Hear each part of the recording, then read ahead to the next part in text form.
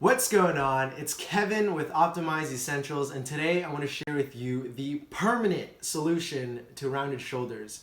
Now, if you have kyphosis, hunchback, or tension in your upper back, you want to make sure you watch this video all the way to the end because I'm going to go into deep detail on exactly what causes it, what you can do about it, and some exercises you can do to fix it. So make sure you stay all the way. I know it might be a little bit long because I have a tendency to go into really deep detail in all my videos because I want to make sure I'm providing you the best information and really allowing you to see the connections and understand the material that I'm trying to share with you, all right? So in order for us to understand what's going on, to solve this problem, we have to attack it on a root level, right? We have to get down into the roots, dig it up, examine it, and really understand what's going on, because rounded shoulders can be caused by something as simple as sitting a lot, but it could be also as complex as something in terms of how you are doing emotionally. So let me explain to you all the things that are going on, but yes, let's back things up a bit, all right? So in order for us to attack this, we have to understand the etiology of your pathology, right? Now, I know it's not exactly a disease, but I personally believe that it's almost as bad as a disease, right? Having bad posture is almost as bad as having a disease because it wreaks havoc on your health and it makes your energy levels really, really poor because your body isn't flowing optimally and the energy isn't being aligned in your body because your muscle imbalances are getting away, restricting blood flow, and it's not cool. And if you think about it, having rounded shoulders or a hunchback isn't exactly a confident position or a confident posture to have because you're hunched over, your chest is closed, it's not nice and up and broad. You don't feel as uplifted when you have rounded shoulders. Now, many people, you can potentially argue this, but I think it's dependent upon, how bad your posture is and also what has caused it, all right? So, if you haven't seen it already, rounded shoulders also causes forward head posture. And I go into deep detail on how to fix that in another video, so I won't go into too much on why it happens, but basically when our shoulders round forward, our head has a tendency to drift forward as well as a compensation pattern or as a way to kind of follow up with the rounded shoulders. So to really understand what causes this problem, I want to share a quick backstory in terms of my own personal experience with rounded shoulders and all the discoveries that I've made that's associated with it, all right? So if you don't know me, I used to be an avid video gamer, right? I used to play a lot of video games, and in conjunction with it, I would smoke a lot of pot and I also would drink a lot of coffee to enhance my gameplay. And a quick shout out to all my gamers out there who, or at least who knew of RuneScape, MapleStory, League of Legends. Those are all the games I used to play, and I used to play them like crazy, like 6+ hours a day sometimes, maybe for the whole day. And I no longer play video games, but understand that it's a phase, that it's fun. So if you're enjoying it right now, then props to you. But personally, video games isn't for me anymore. And anyhow, I'm sharing this with you because I want to tie things together, right? So when we're playing video games, we have a tendency to hunch forward and use our mouse and our keyboards in this position, right? We kind of look like a dinosaur. We're in this position. Now, sitting in this position may not necessarily be bad if you don't do it often, if you can catch yourself, but think about this, right? I'll use myself as an example. While I'm in this position and I'm drinking coffee, which is what caffeine does in the body is it stresses out your body and your body produces cortisol, right? And then also smoke, and all that smoke in my lungs, or the residue just in my body, all that is causing a lot of stress. And if you think about it, I'm already in a stressed position because my shoulders are hunched forward, my neck is tense, and then while I'm playing this video game, I don't know if any of you guys played MOBA or anything that is that gives you stress. Like, video games can be really toxic mentally. So I'm in this position, I'm drinking coffee and I've gotten high beforehand, so that all this smoke and residue is in my body, all this caffeine is in my body, and mentally I'm being blasted by people who are either, giving me like shit for doing bad, or I'm getting upset at other people for them doing bad. Now I have all this tension and all this cortisol pumping through my body, all this flight or if you don't know what cortisol is basically a flight or fight hormone that your kidneys pump out, your adrenal glands pump out as a response to stress, right? So literally I'm stressing my body out through stimulation of the video game, mental stress, and then physical stress from carrying myself in this position, physical stress from smoking a lot of pot and having the smoke inside of my system, and then also physical stress from caffeine. If you don't know, drinking caffeine excessively will cause adrenal fatigue, and adrenal fatigue is tied to chronic fatigue. No matter how much you sleep, you just don't feel like you're rested because your adrenal glands are burned out from pumping all this cortisol out. And if you also didn't know, cortisol is responsible for burning muscle and storing fat, all right? When you have excessive amounts of cortisol in your body literally breaks down itself. So I'm sharing all this with you as a backstory to tie in some very important connections, right? So the main cause behind rounded shoulders is excessive sitting and a stress response, because when we're in this position, we're tight, we're tense. That's why a lot of people have a lot of neck tension. So if you haven't seen how to fix forward head, you want to make sure you stretch, look that up, because I'll teach you how to stretch out your neck so that you can breathe better. Because if you're in this position, everything gets closed, everything gets tight. So if you sit a lot, if you play video games a lot, and you're stuck in this position, and you're stressing yourself out from whatever unhealthy activity that you do, either eating junk food, thinking negative thoughts, having toxic thoughts about other people, or having other toxic words being spoken to you, all of this contributes to the rounding forward of your shoulders. So it's not just excessive sitting, it's excessive sitting combined with the stress response. And as human beings, we are adaptation machines. We adapt to stress like immensely, crazily easily. And when you have poor posture and you're activating your stress response in that position, now you're like driving that deep into your nervous system, and you will have chronically like rounded shoulders for the rest of your life. You'll be a hunchback, all right? And that does not look sexy at all, right? The girls will not look at you right, or the guys will not want to be with you because you're hunched forward and you look like a dinosaur, like a T-Rex, all right? You don't want to do that. So basically, excessive sitting, stress response is carrying ourselves wrong, right? And when you do this over time for prolonged periods, upon hours and hours a day, what happens is you begin to develop muscle imbalances, right? Because your body is tightened in the front, tightened in the neck, guess what? Everything has an opposite. Well, everything in the back, either in the back of in your back or in the front of your neck, all these, or the back of your neck and the back of your upper back, all of these muscles get stretched and pulled upon because they're trying to hold yourself back up. But because you're always in this position, certain muscles are becoming overactive and certain muscles are becoming underactive, all right? So the overactive muscles, in this case, the overactive facilitated tight muscles, when it comes down to rounded shoulders, are first tight pecs, because your shoulders are rounded forward, it's shortening your chest. And then the next thing is your lats, all right? Your lats have a tendency to internally rotate your shoulders along with your subscapularis. You don't have to worry too much about the names of everything. I'm just going over the terminology just in case you wanted them.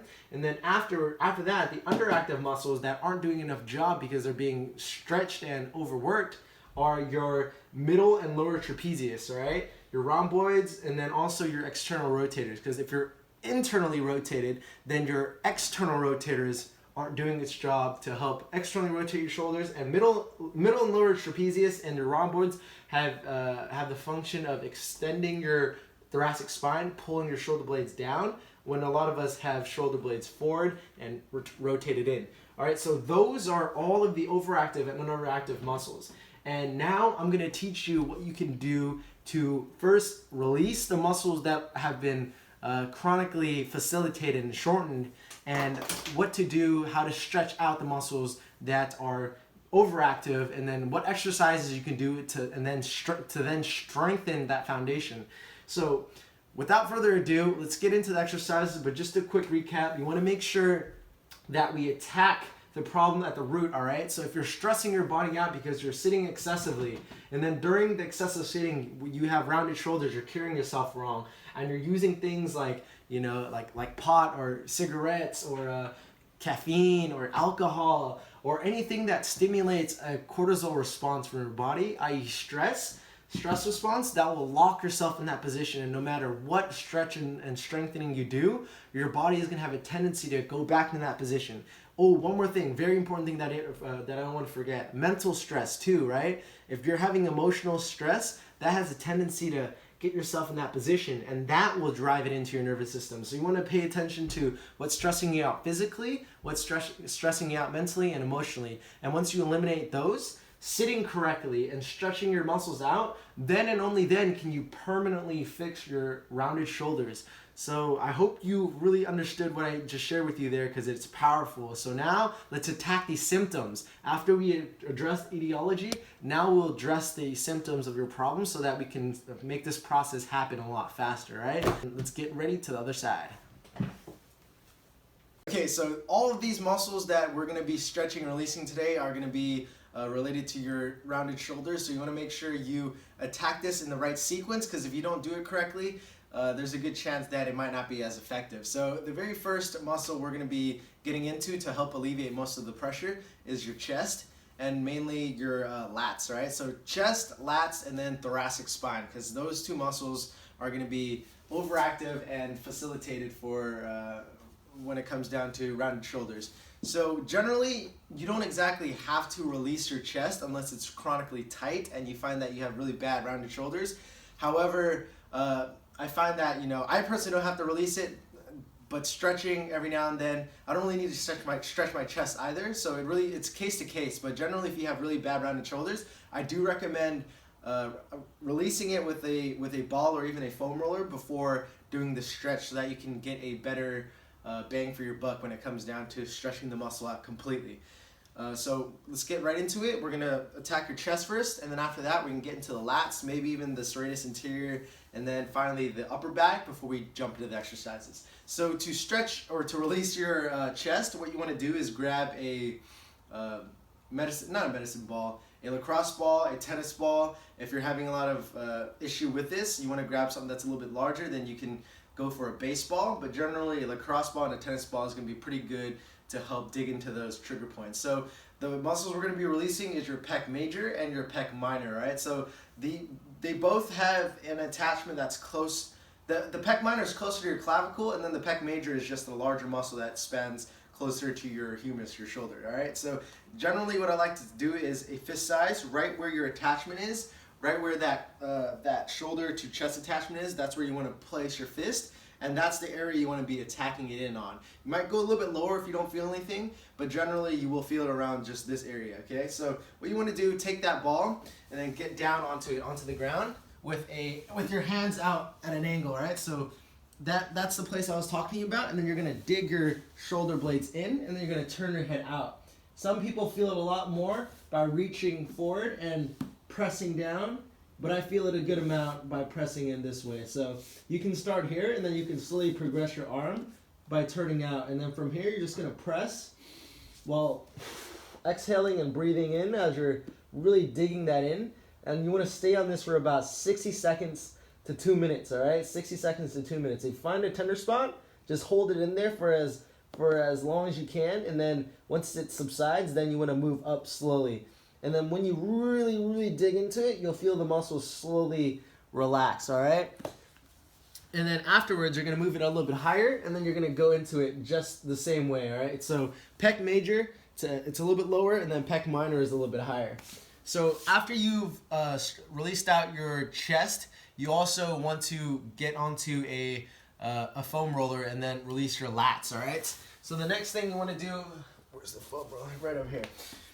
What I recommend doing for the lats, it's going to be a little bit painful, so I just like to start on the upper back first. to just roll out the thoracic spine. So I jump on it. For your thoracic spine, you want to make sure the foam roller is right below your chest, your breastbone. That's exactly where I like to get into. And then from here, I pop my chest or my hips up, and then take my hand and then I support my head. And then from here, I roll around my upper back. A lot of people will feel that their back will pop, which is fine because it's reorienting itself. Your spine's reorienting itself. And then you want to extend your arm, tuck your chin in just a little bit, draw your belly button in, and then do the same exact thing, all right? And then from here, you're just going to relax onto it. Breathe in a little bit. I would recommend holding this for about 60 seconds, really allowing each segment of your thoracic spine to break up and loosen up, especially the fascia tissue, because that's probably going to be really locked up if you've been in a rounded shoulder position for a long time. So really try to relax into this, extend your leg, breathe into it. And then once you've released and rolled out your upper back, which should take about 2 to 3 minutes, maybe a little bit less, around 2 minutes. If you're finding this really difficult, you can really support your head or support your neck with your hands. And then from here, this is where it gets a little bit painful, right? You want to slide onto the side, and then you want to start directly underneath your rib cage, or kind of near your rib cage. And then from here, you're going to slide down, and then you're going to focus on getting your lats, all right? This might be really painful if you have really tight lats, but I assure you, you just want to press into it and then slide up and down and find an angle or a muscle that really calls out to you, and then stay on that for a little bit as well. And then slowly roll yourself down, all right? And then you'll find another point, and then you're going to hold that in there. It's really important that you turn your arm out with your palms facing up. You want to externally rotate your arm, because in rounded shoulder position, your arms are already internally rotated. So turn your palms up and then slide down, up and down, until you find something that's really tight, and just lay onto that for a while, all right? And then do that for both sides. So release your chest, release your upper back, your mid-thoracic spine by rolling on it, breaking up some of the adhesion, the muscle tissue, the fascia, and then roll onto your sides and potentially even in the insides to get some of your serratus anterior. So lats is more of an external facing the ceiling with your palms up. The serratus anterior is more of the inside and facing down towards the ground. Depending on how tight and how chronically rounded your shoulders are, the more you'll have to get into the lats and the serratus anterior, right? So if you find that after stretching and whatnot, it's still not proving, then these all the releases you want to do. Now, if you don't have as much of an issue and you just want to focus on the stretching, you can try that out too, which I'm about to show you right now. All right, to stretch out your chest, I like getting a platform, anything that is about, hip height or a little bit higher than your waist will help a lot. You can do it on a doorway, but I find that if I lay into the ground, I can relax into it and I can let my body weight and gravity pull down on and stretch out my chest. I don't really need to stretch out my chest. I don't know why. My chest doesn't get tight because I don't round my shoulders a lot, but a lot of people will need this. So what you want to do is take your hand, grab onto the platform, and then you want to turn your body away just like this and support your head, all right? So take a big breath, and then exhale, and then press into it. And then if you can, slowly progress yourself down, and then you should feel a deep stretch in your chest. And then you can also adjust the angle of your hands. All right, and then you can go higher in the same position, and then lean away from it a little bit more, and even slide your body to the other side. Inhale, exhale, and then press into it. So remember, play around with angles, grip close, lean into it, grip a little bit higher, lean away from it. You just want to play around with the angles where you feel the most stretch in your chest, all right? So after you stretch out your chest, now you want to stretch out your lats, all right? So normally I like pulling on a pole for my lats or any platform where I can really drive my body and pull into, like this. However, if you don't have access to a pole, I'm going to show you how to stretch out your lats on a platform. So you're going to take one hand, and then you're going to be in a kneeling position, support yourself on the other side, and then press down, and then scoot your hips to the side. So from this side, you're going to press down, and then stretch away from it. So down and to the direction that you're trying to stretch, because your lats run down into your pelvis. So you want to make sure you really lean over to one side. You feel a deep stretch here. You'll also be able to actively mobilize your shoulder because you're placing it in an overhead technically position. So this is a good shoulder mobility as well. You want to start with one side and focus on really stretching those lats out. And then if you have a pole, then what you can do is you can always grab onto something and then take the other opposite leg and then go away so that you can really open that rib cage. And then you push onto one side, one hand pull. So push, pull, and then open that up. You can pull both hands and then tilt your body around and really stretch out those lats as well. And then once you've done all those stretches, you've stretched out your chest, stretched out your lats, you should instantly already feel more upright and more broad. And then now I'm going to teach you how to strengthen the muscles so that you can maintain that position, all right? So release the muscles that have been chronically tight and stuck in a certain position. Now you want to strengthen the ones that have been overworked or not performing its job because they're chronically stretched and maybe even asleep sometimes. All right, so the first one that you can do is going to be at home or anywhere you can find a open space. So this one is going to be the one you want to do first because it kind of sets up the foundation for the rest of them, right? I'm going to take my shirt off for this one so you can see what muscles are being worked.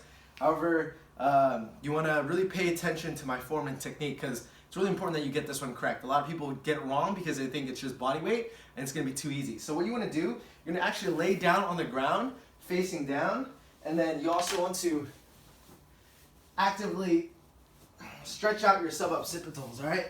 So lay flat on the ground with your hands by your side. Tilt your forehead down so that you can feel a stretch right here. From this position, what I want you to do, you're going to lift your head up, and then you're going to take your hands, you're going to turn them out right here, all right? Thumbs pointing up. And then this position, I want you to pretend like there's something wrapped on your thumbs, and they're going to tilt your arms back like that, all right? So it's going to pull, squeeze that upper back, hold it for 1.5 seconds, and then relax. So inhale up, and then relax. You want to make sure you keep the head neutral the whole time. That's going to help stretch out your stretch out your suboccipitals and also strengthen your deep cervical flexors. So inhale up, pull back, squeeze your back, and then exhale. I want you to do this for about 20 times, and you're going to do 3 sets of them. And then once you've done 20 of them, you want to do the exercises that I'm about to show you right now so that you can really strengthen that upper back and get the rhomboids and the lower traps because those will help pull back and down. When you have rounded shoulders, those muscles are overstretched and they're not being worked or they're not performing its job to help retract the shoulder blades and then pull down, all right? So you want to make sure you do those exercises correctly, and I'm going to pull them up right now so that you can see them. Alright guys, so the next 3 exercises I'll be sharing with you are taken directly from my paid membership portal because I want to give you guys the absolute best fucking content, so I really hope you value what I'm doing here for you. You don't exactly have to get my program, but you're more than welcome to if you'd like. What I would appreciate though is if you gain value out of this, to at least like this video, share it with other people, or subscribe to my channel. Do all 3 if you really want to make me happy. Alright, so anyhow, let's get right into it. Once you've done the lying W raises, the next exercise you want to jump right into is the incline dumbbell row. The purpose of the previous exercise, the W raise, was to activate, prime, and feel all of the muscles we want to work on before adding resistance to it. This exercise and the ones I'm about to share with you will help strengthen the muscles that are essential in keeping your posture erect, and they're most notably the rhomboids, middle trapezius, infraspinatus, teres minor, and rear delts, but only when you do it correctly. So make sure you pay close attention to my form, all right? So for the incline dumbbell row, what you want to do is you want to set yourself up on an incline bench, all right? So, there we go, incline bench, and then you want to grab both dumbbells in a position where the dumbbells are facing each other. So notice how they're facing each other and it's not exactly neutral. So imagine that your palms are facing away from you. So the front of your hands are facing the front, the palm of your hands are facing the back. And then from this position, you want to make sure you keep your head neutral. You don't want to push your head forward or you don't want to pull your head back.